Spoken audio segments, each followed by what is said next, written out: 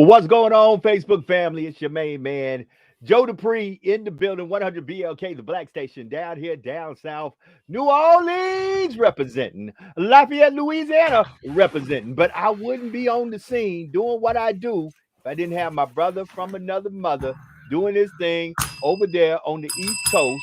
My brother, Fatim. Fatim, what's happening? BLS in the house. Yes, we in the house, baby, and we got a lot to talk about tonight. Looking forward to it, brother. We talked about it this last week.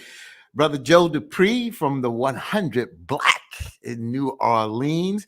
Brother's always on the scene, and you do such great work in everything that you do, and covering these HBCUs, football games, and bringing this information to the people. Joe, I just commend you on the great work that you do, my brother. Thank you, my brother. Thank you. And listen, this is all for the people. I Yes, believe sir. we deserve an outlet where we can tell our stories from our voices, where people can hear it the way we talk about it. So, with that being said, people brought up that we needed to do a podcast, a actual show about gun violence. So I said, let me get some people together and let us definitely do just that. And speaking of which, let us bring in our guest. I'm going to bring in brother Mitchell and Mhm. brother Glover. They both on the scene. I see brother Yes. Mitchell walking around trying to find a nice spot. Brother Glover in the building. Peace. Peace, So family. I'm gonna let you introduce brother Mitchell, but I introduce our former police chief here in Lafayette, Louisiana. Also did many years of work in Dallas. Was working in community engagement in Dallas. Uh, Thomas Glover is in the building, and we're so blessed to have him here to give a perspective from law enforcement on what we can do to curb gun violence and what we can do to get control of this epidemic, this pandemic, this craziness that is running through our black neighborhoods. We got to do better, family, and I believe that we have the answers. We have the solution. We don't need other folks that don't look like us coming to tell us how to handle and govern us. We can fix this ourselves. Brother Fatim, introduce your guest. All right, I appreciate that. And it's amazing, brother. He has that Brooklyn hat on, Brooklyn, New York City. I got my New York hat on, but this is serious work, and it's not just Yes. in New York, it's across this country. When it Yes. comes down to the violence that goes on in our community, violence goes on in a lot of communities. And one of the things that the media has done is weaponize gun violence in the black and brown community. That's one thing that we got to stop at the end of the day. But we do have to deal with gun violence. When a police officer, black or white, Hispanic or whatever nationality, shoots someone, at the end of the day, we can come out in droves and march for that. But when little 8-year-old gets shot, little 12-year-old gets shot, sometimes you don't hear a little peep. All you hear is a little bit of noise, and then things go back to usual. With that being said, let me introduce the founder and executive director of Man Up Inc. I've known this brother for years. We've worked together. Yes. He puts his life on the line. This is not easy work. He doesn't carry a badge. He doesn't carry a gun. He confronts the gang members, the drug dealers. He confronts the people in the community. Man Up Inc. is a, let me see, I got it right here real quick, is a community-based non-for-profit 501c3 organization. They service the community through after-school, summer day camps, employment readiness, mentoring, sports, recreation, advocacy programs. They are what is considered violence interrupters, where the city works with them to reach out to those people that the city and the police officers cannot reach, to try to curb violence. So with that being said, Brother A.T. Mitchell, welcome to our broadcast this evening. Man, thank you, Brother Fatim. Thank you and all of those brothers from across the country and sisters that are listening. Thank you for allowing me an opportunity to be in your space virtually. As mentioned, I mean, I'm just a servant, man. I'm a laborer. Brother Fatim and I, we know each other now, going close to 3 decades of just being out here on the front lines, just out here in the neighborhoods where it's really rough and it's tough, and not just in Brooklyn but throughout the country, as you said earlier, brother Joe. Violence is a disease, and it's something that we do treat it as a pandemic. It's an endemic, it seems like, and it is something that spreads all across, and no one's immune. But at the end of the day, there is a solution. We are proof of that there is, as you've been mentioning, is a community approach, a health approach to public safety. And that's the work that we do. I mean, we bottom line, and we look at the people that nobody else wants to work with as the solution. We bring them in, we give them the training that they need, we give them an employment opportunity, a career pathway, and then we deploy them. We put them right back in the same neighborhoods that they grew up in, and they mentor and counsel those same troubled youth. And something as simple as that works and makes a big difference. So I'm just glad to talk about the work that we're doing all across the country, especially here in New York City. But thank you for the opportunity to be in your space. Well, we're going to jump directly into this conversation. I'm going to start with former Chief Glover. He did a lot of work with community engagement. Let's just call it what it is. In many cities, towns, be it rural, be it urban, all over this nation, on a weekly or a daily basis, somebody who looks like you and I are dying due to gun violence from somebody who looks like you and I. Mr. Glover, talk to me. What can we do? And what are some of the things you have implemented to help curb the gun violence in the streets in your days working in law enforcement?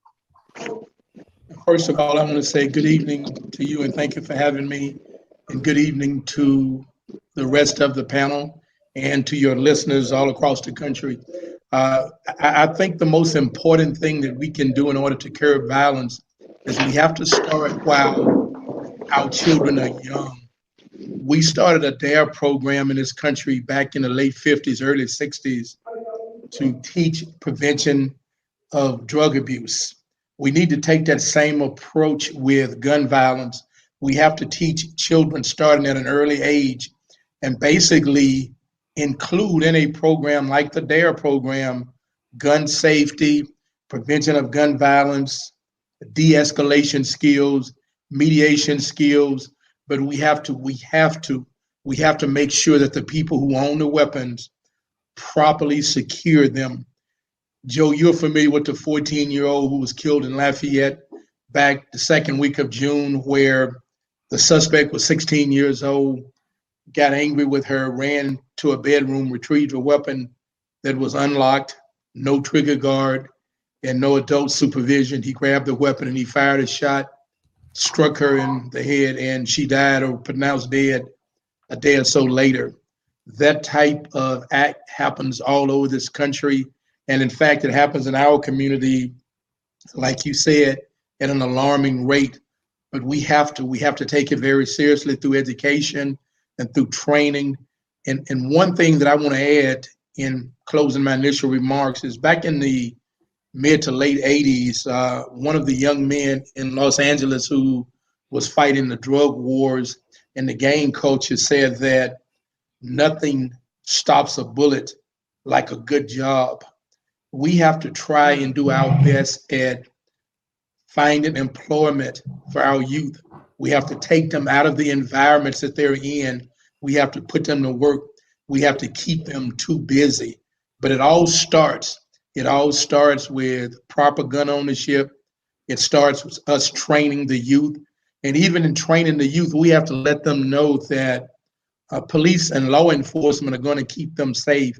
I don't think we do a good enough job to let our young teens, 14, 15, through the low to mid 20s know that if there is an issue that you are facing, let's go to the police, let's go to the community. And one of the things I was trying to implement before I left Lafayette was just that. I wanted to establish a 24-hour hotline where a troubled youth who was potentially about to commit violence or become the victim of violence or bullying could call in and get some type of counseling, get some help, get some intervention. But I also wanted people in the community, our law enforcement officers, our teachers, our business people, our clergy, to be trained in de-escalation, to be trained in mediation, and to just go into the community. And I took an unconventional approach. One of the things that was most important to me is I felt like we had to be able to speak to young people in the street. And I'm in my low 60s, so obviously I'm not the best person, but we have to get people involved who we call the word street cred. We got to get people out there who've been in the game, who've done some things, who maybe have served time and reformed, have done some things and walked away from that line of living. And I think they can become some very good representatives for us. But we got to use people like that who lived that life before to help us to get out of the cycle of violence. Well, thank you, Chief Glover, for that. Brother Mitchell, that sounds like we're talking right down your alley. So, yes, sir. Talk to me about how it is out there in the streets, dealing with the individuals on a daily basis, communicating with them about put the guns down. Well, thank you. And again, thank you to the Chief as well. As he mentioned, it really requires all hands on deck. For the record, I'm a formerly incarcerated professional. 30 years ago this year, I was released from prison for a crime I didn't commit. And when I came home, I was glorified, by the young people in the neighborhood and by my peers because I went to prison. And that was where I wanted to make that change of mind because it wasn't something that it was pretty. My experience inside prison was really rough, serving time for a crime I didn't commit. But at the same time, I knew that I had an obligation to change the mindset about how we and our young people view prison. And so I started getting, busy right away by mentoring the youth inside the community. But as he said, having been a person that been out there in the streets before, I wasn't an angel. Growing up in Brownsville and East New York, Brooklyn, and some of the rougher sections of the city, I had my fair share of problems. But at the same time, I felt an obligation that I had to change that trajectory. And by being the person that they looked up to and that they respected, it gave me the opportunity to connect to them and to teach them that that was the wrong pathway. And so that's what we're doing today. Like I said, man, violence is a public health crisis. Gun violence is something that's claiming our young people more than any other disease, more than COVID, believe it or not.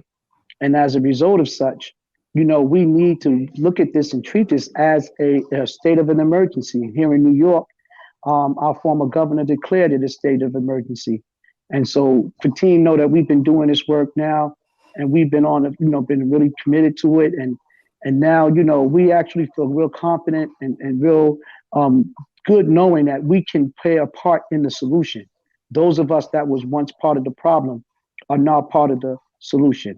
So if violence is the disease, that makes us the vaccine. And so we are looking to recruit men and women all across the country. The work that we do is called Cure Violence. It's called Cure Violence. It's a global model that's all across this nation. And so I'm proud to be a part of it. Thank you.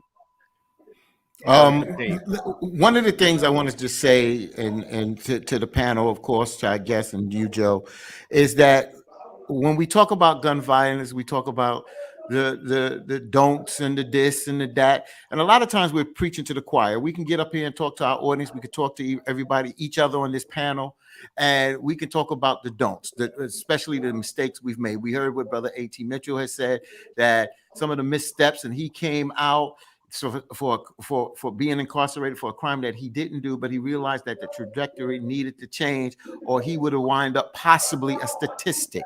You understand?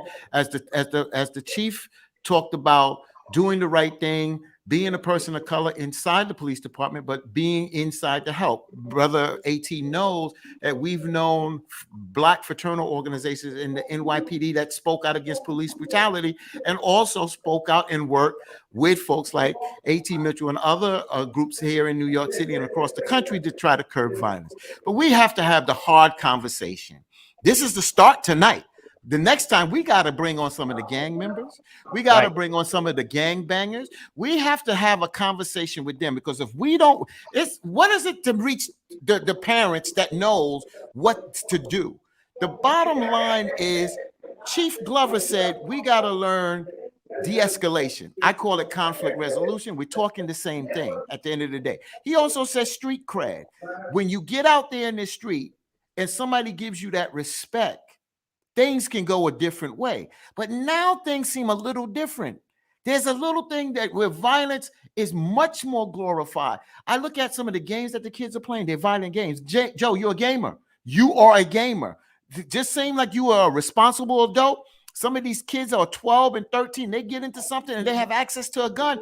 Yo, they know it's not a cartoon, but that's what they do. So the bottom line is that we have to have the hard conversations. How do we reach these brothers and sisters? Because they are reachable, but we gotta speak their language. And if we can't speak it, we gotta get people on their level that they respect, that they'll put their gun away and listen to. Because if you don't get that to happen, then we're not gonna make progress. Now that's real talk. Now let's hit up on the gamer side of things. I think because one of the things I wrote down that I wanted to talk about tonight is social economics and parenting. Very much on the parenting side. We have to carry some weight and responsibility. You know, those are my two favorite words for team: accountability and responsibility. When it comes down to things that are going on inside our house. First of all, if you got a 13-year-old, and let me grab it so they can see,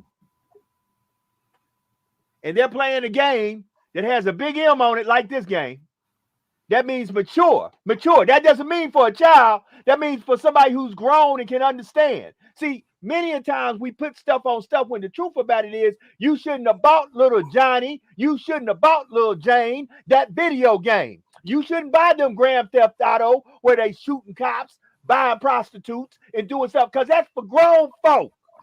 See, when you put grown folk stuff around children, you can't expect them to process it like grown folks, because they ain't got a grown folk mindset.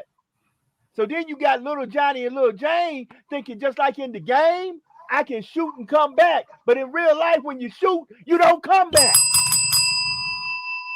All right.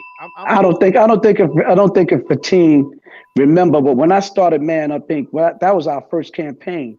Yes. We boycotted the Grand Theft Auto game. If you remember, it was on Christmas, and we was out there on Christmas Eve because we know parents was out there and they were going to the stores, and it was a release of that game, and they were buying this game for their kids, and they had no idea the content of the game. And we were out there saying, no, this is not the game to get these kids, because this is going to train them in a different way. So, you know, you're spot on as it relates to like now that the ratings are on each of the games, and parents hopefully are paying attention to it. But Fatim, you're absolutely correct, man. We got to be able to have that audience, the gang members, who are unfortunately the victims of society.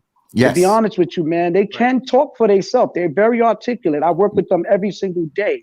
Again, having been there and done that, you know, and I've been that inroad with them out of respect, because they know I care about them. Once they realize that we want them to come forward and they want to be able to speak their mind, and hopefully they're going to be heard, they will come forward, man. They're looking for a life raft. They're looking for a handout. And that's where we come in at again, because we know that we have the best interests of them at heart. So whenever we're ready for that real conversation with that real population that's out there right now, by all means, let me know, and I can get them on this phone, get them inside these rooms so that they can express themselves directly. But thank you for that.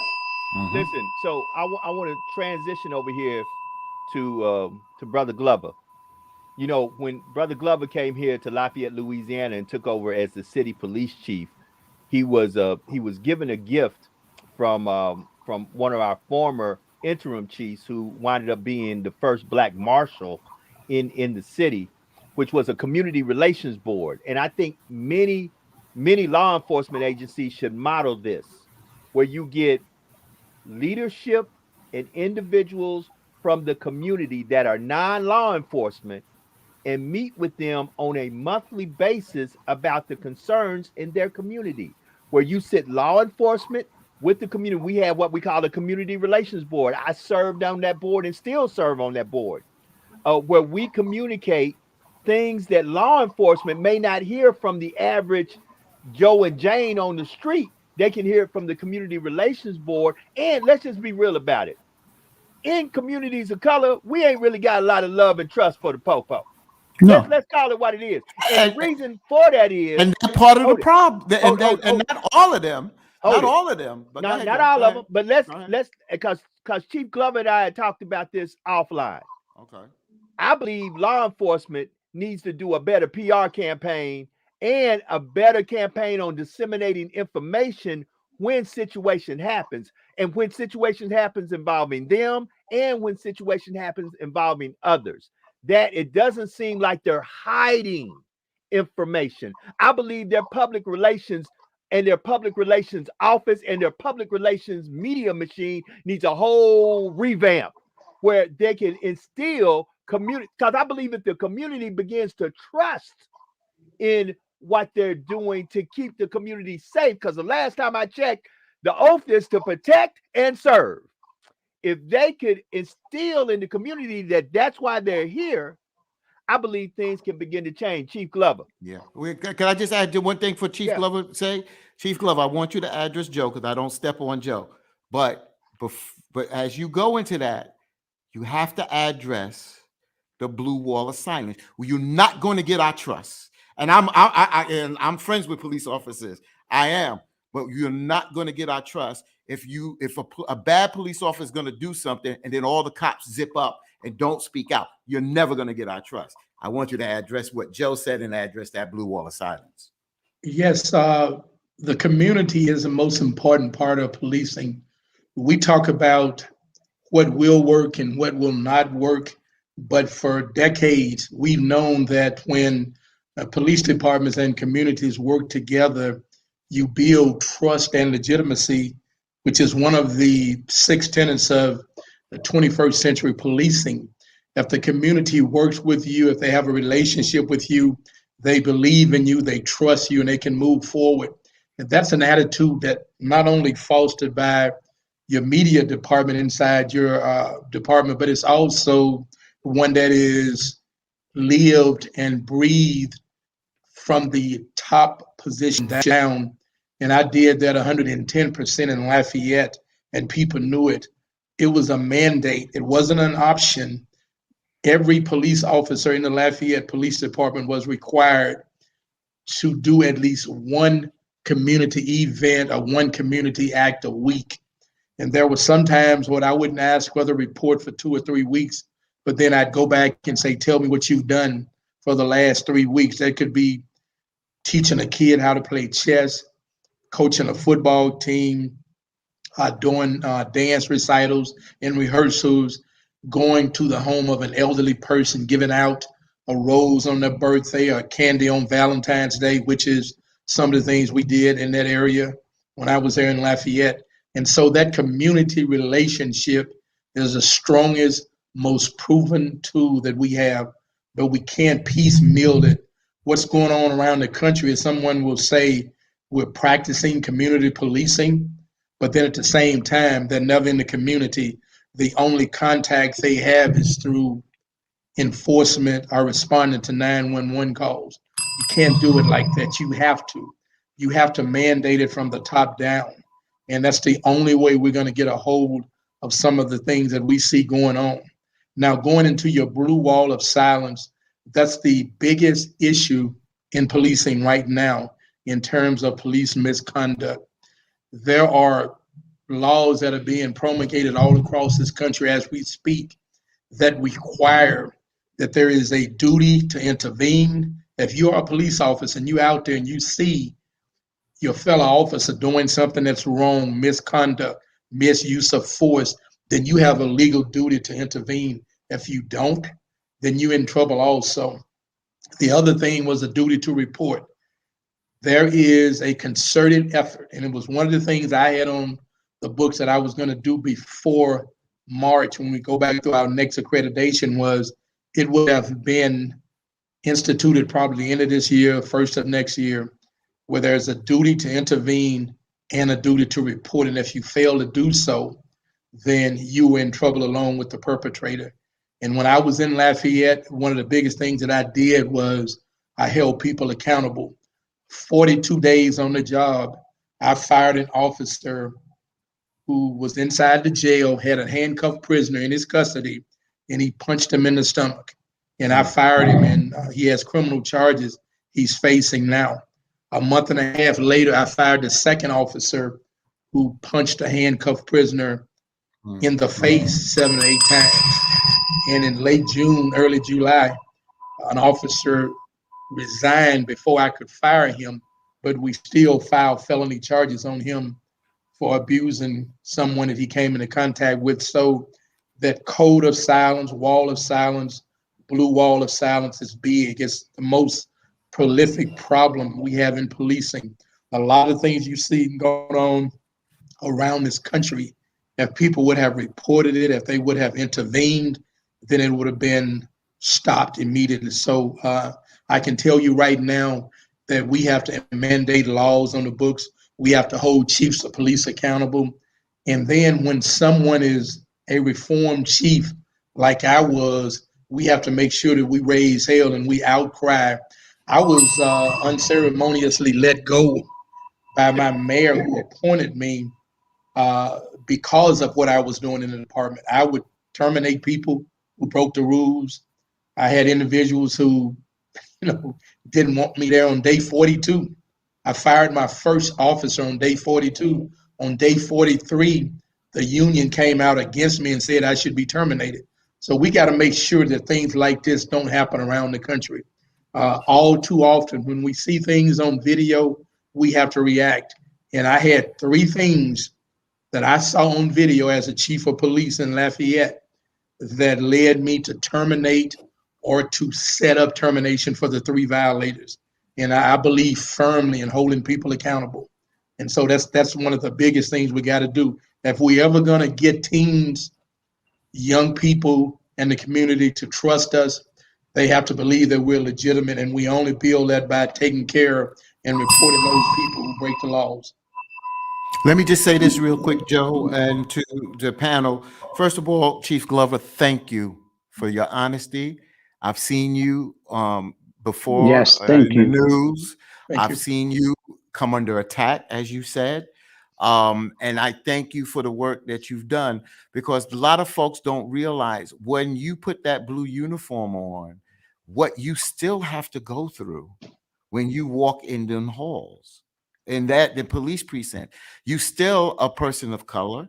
You still looked at as, even if you wear that, some of them still look at you as a criminal at the end of the day. It's so sad. This is the mentality that we're dealing with. You said that the day 43, after day 42, you fired your first officer. The union came at you and said that you should be fired.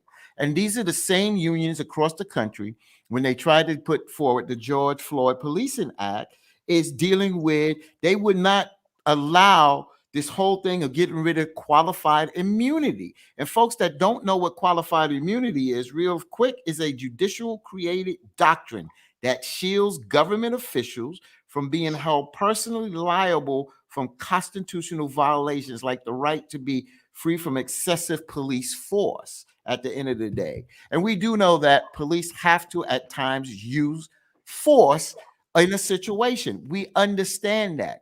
But at the end of the day, we saw George Floyd die on television. And I think that what led this country, and I'm so glad that we got a conviction, because if we didn't get a conviction at the end of the day. But when we put out this information here, as the police chief says, yes, we have to have a working relationship with the police. We have to have a credibility working relationship with the community.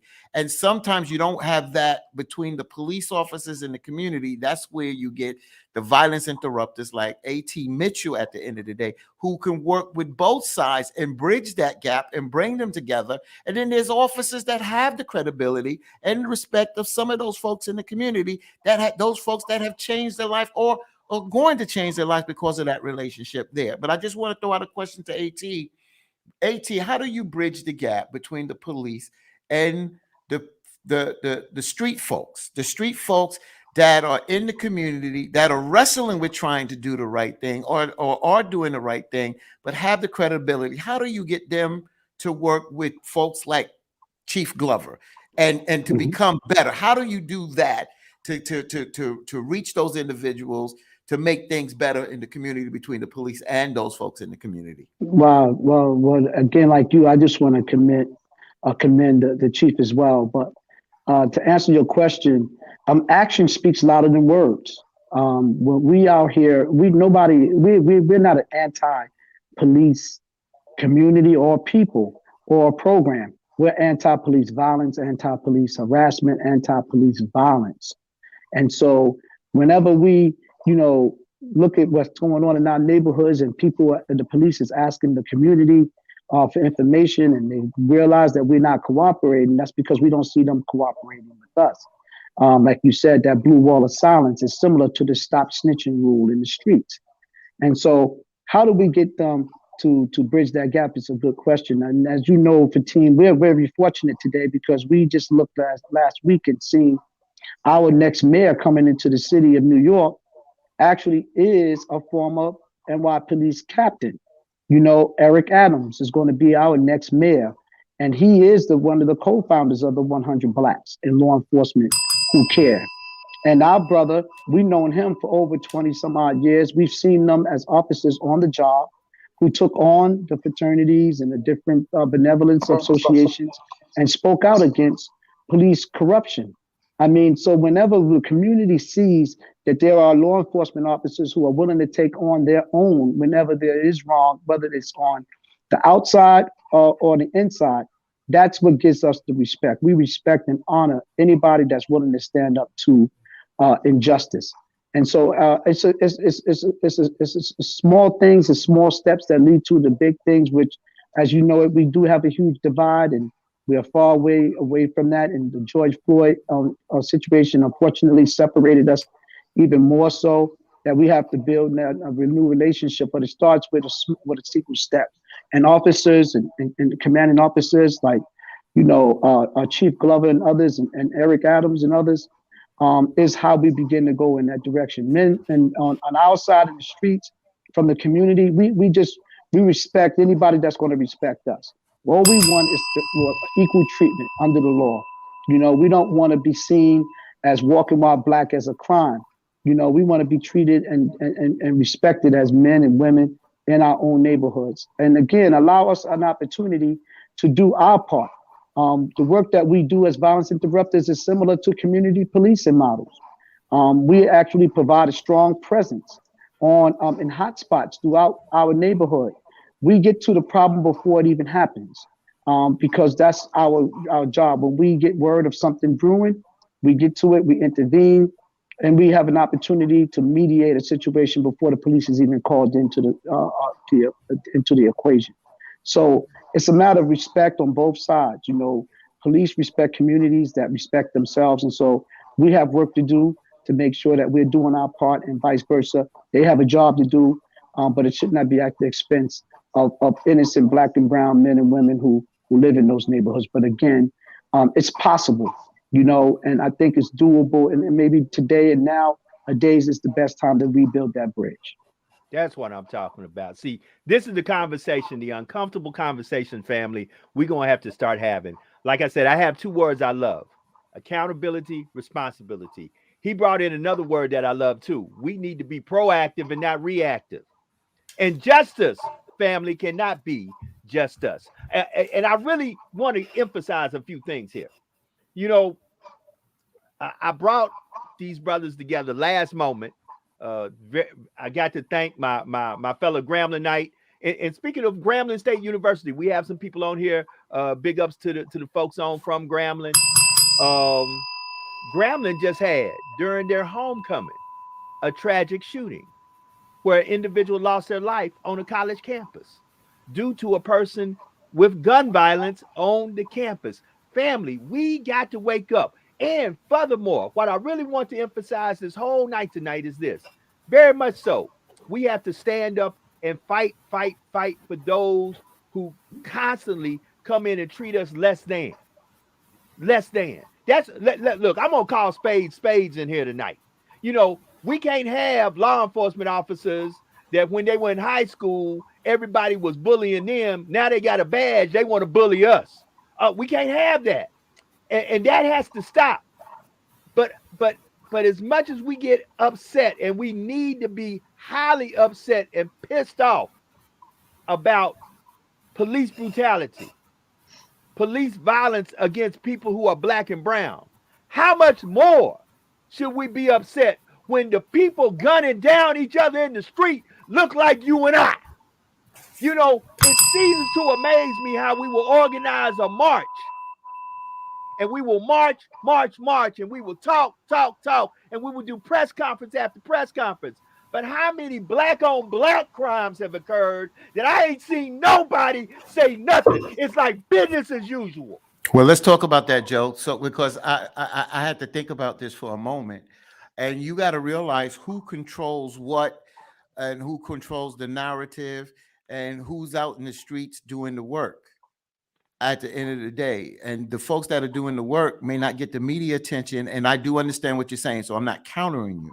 I think that we could do a better job in the sense of backing up and holding those type of press conferences from the leaders out there that may be leading in a different way, where they was leading 20 and 30 years ago in the streets, and now they may be in the suites and on television. But they still, if you can lead a march against the Voting Rights Act, rightfully so, then you can continue to lead a march about what goes on in our community. But let's rewind this clock back for just a moment.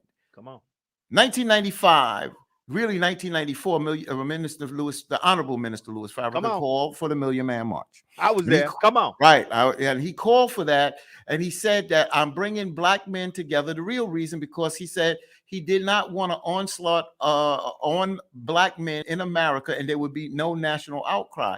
But he also said, I'm bringing our brothers together because we need to do for ourselves, look ourselves in the mirror, and correct our actions. Also, let's look at the hip hop world. Come on. Now, look when the rappers took off the gold chains and put on the medallions with the peace signs in Africa. When they came out with Stop the Violence, they went to Chicago and met with Honorable Minister Louis Farrakhan, called the press conference, Sister Soldier. Oh, I could list them all. I don't need to list them all. And then they started doing more conscious rap. Come on. But then the industry that helps, you got to realize there's so many obstacles against us. Right. That are thrown in there to get us off track, to promote drugs, to promote alcohol, promote women naked, promote the gun violence and grand theft audio. So at the end of the day, when we try to get on the track, there's other things that control, that are thrown obstacles in our way that trips us up. And then we get into that cycle, then we're not living, we're surviving. It's hard to go to a PTA meeting and see how your kid is doing when there's one parent in the home and that parent is out there working 10 hours a day, gotta come home, gotta cook and do all this. So there's a breakdown here of our village, of our family. Right. And Fatim, you are so right. I want to address something, and I'm going to pass it back over to Chief. You are so right. You know, somebody said, let's change the language. I posted it up there. Black on black crime. Here's what I like what the next comment says. Let's change the language of black on black crime. Well, that's what it is. It's black folks killing black folks. But here's what I like. Hold on. I like the next line, because the next line is what we really need to address. They say, we don't say. Oh, negative. I say all the time. White folks killing white folks too. Y'all just don't want to talk about it. See, that's why we got to control our media, and we need to control the narratives of what's being said. Because watch this. They try to make it seem like we animals. They got high crime too. Hold it. We got to start controlling the narratives to even out the playing field, to let folks know we not the only ones shooting. They weaponize it. Use the word, Joe. They weaponize black on black crime in the media against black folks, and they escalate that for the narrative that they want to create. Correct. Because we have, for some odd reason, have an inherent flaw. Some of us, not all of us, but a great deal of us have that inherent flaw that we don't stick together. See, if we would stick together, a lot of this stuff would end up stopping. It would stop because we could stick together. You know, if you look at the model of the Black Panthers, look at what Huey and them did. Look at that model.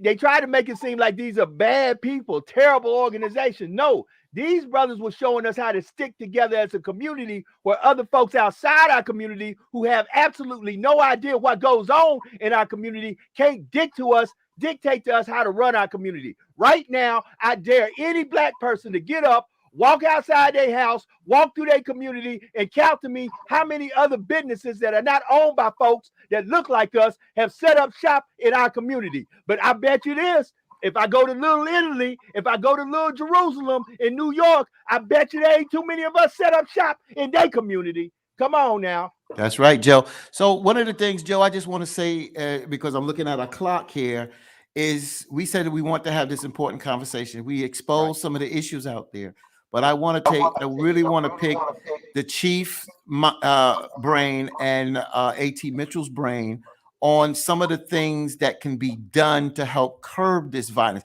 We can talk about the problem all day, but if we don't talk about some of the solutions, some of the things that A.T. Mitchell was doing, because you got to realize these brothers are on the same page, but they doing it. They have different methods of doing things to make things better in our community for our people. So if you don't mind, Joe, if they could address some of the tactics that they are utilizing or have utilized that they have seen successful of reaching some of those folks that they got the chance to turn their life around. And now those folks are the new leaders out there trying to reach those folks, the troubled folks out there. And we should start with Chief Glover on that. First of all, I want to say we have to start at the root, and Joe alluded to this early in the show, and that's parenting.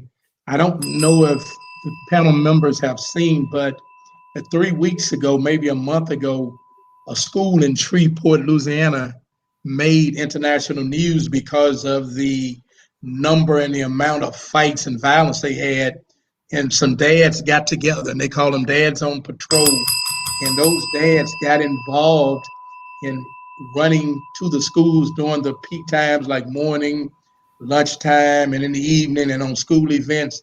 And just by those dads getting involved in the lives of the students, they cut the violence there by some 75, 80%.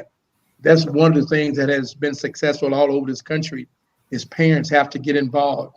I spoke earlier about jobs. We have to be able to change the environment for a lot of people. There was one zip code in Lafayette that had 90% of the murders.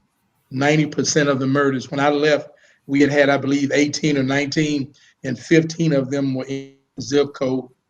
We got to be able to do a good job at identifying people, and whether they're young, old, middle age, or whatever, that suffer from mental illness, suffer from impulsive behavior, have very quick tempers.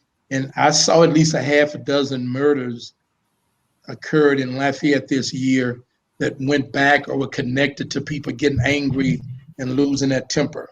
The 14-year-old that I spoke about earlier was practicing dance with a friend or neighbor, and the young man got upset because of, it's alleged, the way she touched his chain or pulled his chain or whatever, and he got mad. There are people in our communities who know that there are issues with some of our children, and we have to report, and we have to move forward and offer counseling for those children who suffer from impulsive behavior, don't have a parent involved, have quick tempers. We got to work on that. And last but not least, I'm a firm believer in getting people involved who are in the game. Joe mentioned that we had the Community Police Relations Commission, a group that was started in Lafayette some years ago. When I arrived in Lafayette, I kept it going. We had people who were part of that group that were ex-offenders. And some of the most valuable advice I got was from people who had been in the streets. You know, I want to do a youth summit. I want to have a teen summit. Well, you got to get to hear those people who you want to talk to. You can't go into the church and talk to the kids who, you do it coming to Sunday school and church, but you got to get some of those kids who have absent parents, some of the kids who are on Facebook, Twitter, and Instagram that are glorifying violence and money and drugs and gangs. And you have to remove that glory from that. You have to make it unpopular for people to stand up and wave a weapon with $10,000 and $100 bills around and getting, what they call this on the computer, on Facebook, and they get upset. So let's take the glory out of, weapons. Let's put the parents involved. Let's get the mental health counseling. And last, every period of violence in America, mostly in recent 50 to 60 years, and go back and check this, has been followed by some type of illicit police activity. In the 60s, we had some of the most violent times in the history of our country that started after police actions in Newark, in New York City, in Detroit, in LA. Then we calmed down. 1996, our brother was saying about how the communities recognized gun violence as a public health. Well, in 1996 was one of the first times in modern history that they did that. It came right after the Rodney King situation in the city of Los Angeles.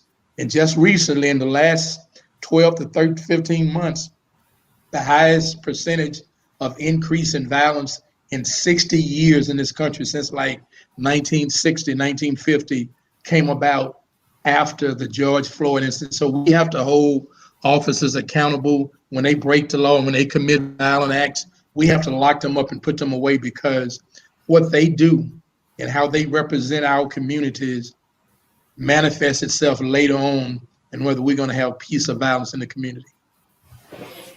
Brother A.T. Mitchell, your Yes.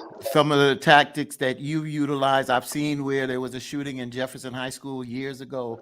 It was Yes. in the 90s, and you and at that particular time, New York City Councilman Charles Barron went into the school and provided resources and dealt with the students. But you're on the ground now. Yes, sir. What are some of the things that you do to reach these folks, to turn them around and to deter them from the violence, the drugs out there? Well, I do concur wholeheartedly with the chief in terms of his recommendations. In addition to that, I would just add that the village concept. I know we think of the parents, but most of these parents are single parents, and so we have to look at this from a village perspective. That we're all in this together. We have to put the neighbor back in the hood, and so we have to go back to saying neighborhood. We have to be able to understand that, this is an issue that is really not ours. We don't manufacture the guns. We don't manufacture the drugs, but somehow, in some way, it makes its way into our neighborhoods. It's a problem when our young people can access a weapon and a gun before they can access a job. And so what we do is very simple. We don't complicate the situation. We look at this as a community issue. We have to have community-driven approaches to dealing with this public health crisis. And the best people to be involved in that equation are the people that are closest to the problem. They are the ones that are the best to be the best solution. So at the end of the day, a lot of law enforcement branches are talking about precision policing. And I respond by saying, well, why can't we have precision resourcing? Let's make sure that we target those that are the most neediest in our neighborhoods, the highest risk in our communities, and prioritize them. Let's move them to the front of the line. Let's fast track them to the resources that are available in all these major cities across America. Why can't we make sure that those resources make its way into the neighborhoods and into the hot spots, and that they are given to the people who need it most? And if there's a problem with getting it to those people, then that's when you bring on people like us who are credible in the community and reputable in the community, who can carry those resources directly to where the need is needed the most. And at the end of the day, instead of us, putting steel bracelets on these kids, let's put steel hammers in their hands. Let's put hard hats, for gun programs all across America. Let's create living wage jobs so that these men, mostly men and women, can take care of their families and their households, and they don't have to resort to the things that people call crime. But this is things that are very doable. We have evidence now here in the city of New York and across the country. Like I said, the model is called Cure Violence Global, as well as the crisis management system. And we have opportunities that we would love to share with anybody. And I commend you, Fatim, and I commend the brother Joe, and of course, the chief, for all the amazing work that you all are doing. And I'm looking forward to any way that I can help y'all going forward. Thank you so much for the opportunity. Well, Brother Fatim, man, we started the conversation. We will continue the conversation. Chief Glover, Brother Mitchell, man, we really appreciate that you took out your time from your busy schedule just to come on and begin to start the conversation. Um, Before I go to Chief Glover, Brother Mitchell, I would like for you to tell people, in case there are people on here who want to get in touch with you, I'm bringing you to Lafayette. I'm telling you right now. So tell them, Fatim. Is that you and Fatim? I've been to Lafayette. You and Fatim are both coming back to Lafayette. I'm getting you and Fatim both back, because when Fatim came the first time, we really had a blessed, glorious time, and it kindled a friendship, a brotherhood that I will take to my last day. That brother's family to me, and so is Chief Glover. Chief Glover's a Grambling man, so you got to know a little something about some GS, GSU. I thought you knew. Man, I love the city of New Orleans. I love the state of Louisiana. We had a site down there in New Orleans that are my comrades, and they got boots on the ground out there. There's some very committed, beautiful people out there that love. In order to be able to stay in touch with us at Man Up Incorporated, I welcome anybody and everybody to visit our website. That's at manupinc.org or manupinc.org. That's www.manupinc.org. And they can, just leave us a comment. They can make a donation. And you guys are always welcome to give me a call directly. Brother Fatim is my brother, so he's directly connected to me. Now I have two other brothers that I'm directly connected to, and I'm looking forward to the day that we can work more together. Thank y'all so much. So, Mr. Glover, yes, sir. Man, I really appreciate you coming on, my friend. From the first Thank you moment for having we met. me. And what you don't know is Brother Glover is about 6'6", 6'7". It's a tall brother. but I love him. And he has encouraged me from the first day he met me. We shook hands, and he has given me some words of encouragement as not a younger brother, but a younger brother in the profession that I'm in. I try to learn from men like him, because I do a lot more than just this podcast. Trust me. Yes, he does. Yes, he does. So, Brother Glover, I'm going to let you have some closing words. Brother Mitchell, I'm going to let you have some closing words. Me and Fatim going to have some closing words. We're going to call it a night. Brother Glover. Well, first of all, I want to say thank you to you and Brother Fatim for having me, and thank you to Brother A.T. Mitchell, and definitely thank you to all of the listeners as well as those who are viewing us. It's been a pleasure. There are some other things that we can talk about in the future, but I do think that the buck stops with us. And what I mean by that is we have to make sure that when we decide to legitimately start addressing teen violence, that we move forward and we hold people accountable who are in elected positions. We have to make sure that police officers understand that you can't enforce the law by breaking the law. Police actions in most instances cause a reaction. And if they break the law to enforce the law, that reaction could be violent protests. It could be a surge in violence. It could be an increase in gun violence, anything like that. And so I want us to move forward and make sure that in us as a group addressing this, that we make sure that we keep the community safe by making sure that everybody has a fair chance at receiving police procedural justice as well as restorative justice. And last but not least, I want to say that we have to do it like we do everything else. We got to start young. The first person that we need to start impacting when we start teaching nonviolence needs to be that small kid in kindergarten, elementary school, and up. We got to make an entire change of our social culture and social structure in this country. And it has to start when people are 4 and 5 years old, when they're going through that, I guess we call it modeling or imprinting stage. But again, I want to thank you. Anybody that I can be of help to, please contact me. And my email address is TLBA, like Tom, Lincoln, Boy, Apple, Glove, GLOVE, at AOL.com. So please, I'm available to offer my resources, offer my input. I do have some very extensive experience in working in the community. And it's one of the things I hope will continue in Lafayette. If people from Lafayette, Louisiana on watching, I know they are because Joe is well known. He does a lot of work in the community in Lafayette. You need to hold the people in office accountable. And if they don't do what's necessary, 1 year from now, 2 years from now, you go behind that curtain or you fill out that ballot, vote them out of office. That's the one control mechanism we have on people who don't police our community right, or they do things that harm our community. And that's, i.e., they stop police reform. Let's get them in the ballot box. Thank you. Brother Mitchell. Oh man, again, this was a wonderful hour of power, man. I spent with my brothers and my sisters of the listening audiences across this country. I thank you again for the opportunity. I'm just, like I said at the beginning, a humble servant. I'm looking forward to more service. Any way that, again, our organization, Man Up Incorporated, can assist any community throughout this nation, they're always welcome to, like I said, reach us via our website, or they can call 718-498-2320.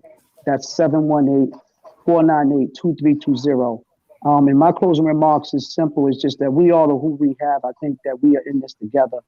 The common unity, which people know the word is called community, is our aim out of this problem. We can do this if we as a community stick together and put our best efforts first.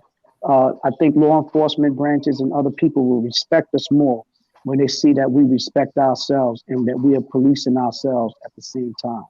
Thank you so much for this opportunity. I hope that everybody stays safe. Brother Fatim. I'll say this.